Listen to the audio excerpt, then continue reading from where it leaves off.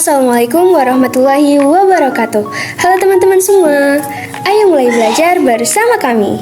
Video ini dibuat untuk memenuhi tugas ujian akhir semester mata kuliah Islam dan Sains Program Studi Pendidikan Agama Islam Kelas A tahun ajaran 2025-2026 UIN Sunan Kalijaga, Yogyakarta yang diampu oleh Bapak Syarif Hidayatullah. Kira-kira kita bakal belajar apa ya? Yuk, tonton sampai habis. Jadi teman-teman, di sini kita akan belajar mengenai struktur sains dan juga fakta sains dalam perspektif Islam. Apa itu sains? Sains secara umum merupakan ilmu pengetahuan yang terdiri dari berbagai konsep, hukum, prinsip, dan teori yang dikembangkan melalui proses kreatif secara sistematis.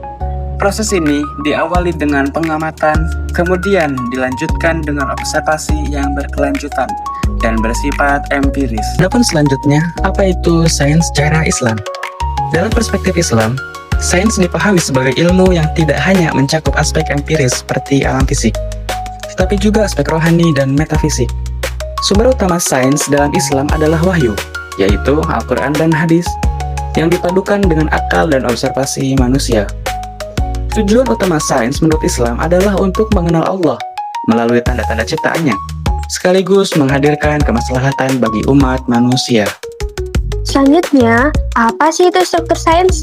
Jadi, struktur sains jika diartikan secara umum adalah sebuah susunan komponen yang membentuk ilmu pengetahuan. Nah, dalam perspektif Islam, struktur ini memiliki ciri khas karena melibatkan wahyu, rasio, indera, etika, bahkan sampai spiritualitas secara terpadu loh. Selanjutnya, komponen struktur sains.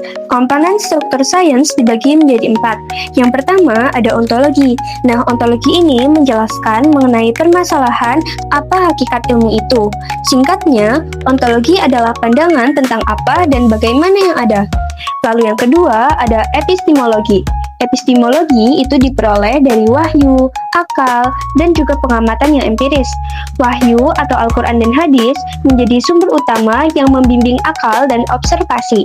Akal digunakan untuk memahami dan menafsirkan fenomena alam secara rasional. Singkatnya, epistemologi itu adalah sumber dan juga cara untuk memperoleh ilmu tersebut.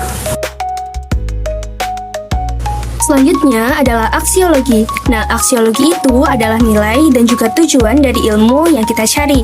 Pada dasarnya, ilmu harus digunakan untuk kemaslahatan umat, bukan untuk merusak. Tujuan utama ilmu sendiri adalah untuk mengenal Allah dan juga meningkatkan kualitas hidup manusia. Etika dalam penggunaan ilmu sangat ditekankan, termasuk tanggung jawab sosial dan juga spiritual. Selanjutnya, yang terakhir adalah metodologi. Metodologi itu adalah cara meneliti dan juga mengembangkan ilmu, menggabungkan pendekatan empiris dan juga tekstual. Nah, penelitian ini dilakukan dengan niat ibadah dan juga harus sesuai dengan prinsip syariat antara ilmu agama, ilmu duniawi, dan semuanya harus saling melengkapi. Apa itu fakta sains? Fakta sains dalam Islam bisa disebut sebagai kenyataan ilmiah yang dapat dibuktikan lewat pengamatan, percobaan, atau penelitian, dan dalam pandangan Islam, hal itu disebut sebagai bagian dari sunnatullah, yaitu hukum-hukum Allah yang berlaku di alam semesta. Nah, sedangkan dalam bahasa Al-Quran, fakta-fakta ini sering disebut juga dengan ayat-ayat kauniyah atau tanda-tanda Allah di alam.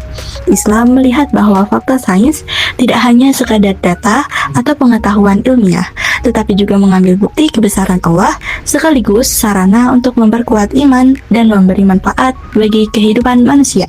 Jadi, fakta sains itu mempunyai dua sisi sekaligus, yaitu sisi ilmiah dan juga sisi spiritual. Bisa dikatakan fakta sains apabila memenuhi ciri-ciri berikut. Yang pertama, berasal dari sunnatullah. Semua hukum alam seperti gravitasi atau siklus air adalah ketetapan Allah yang tetap dan konsisten. Yang kedua, sejalan dengan wahyu. Fakta sains tidak bertentangan dengan Al-Quran. Justru banyak ayat yang mendorong manusia meneliti alam.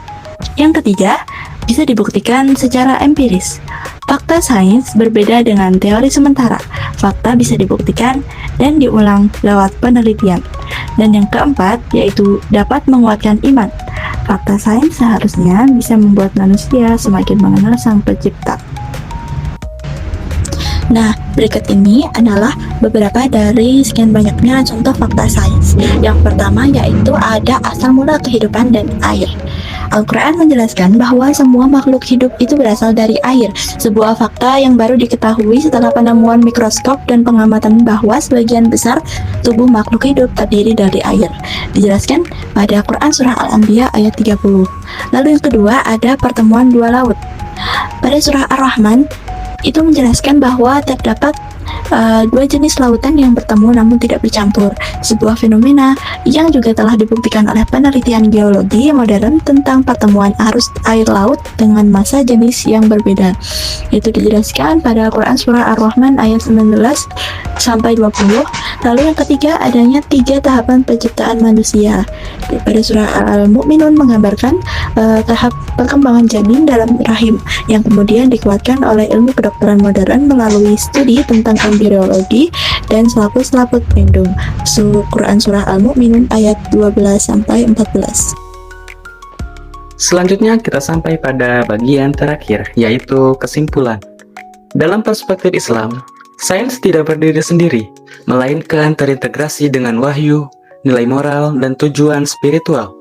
Struktur sains dibangun atas dasar penggunaan akal, observasi, dan eksperimen yang tetap berpijak pada Al-Quran dan hadis sebagai dasar utamanya.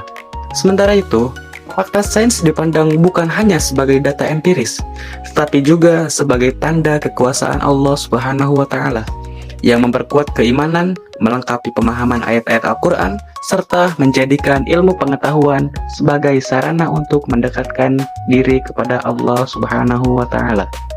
Nah, sekian pemaparan materi dari kelompok 2. Terima kasih bagi teman-teman yang sudah menonton sampai akhir. Semoga ilmunya dapat bermanfaat bagi kami dan juga teman-teman semua ya.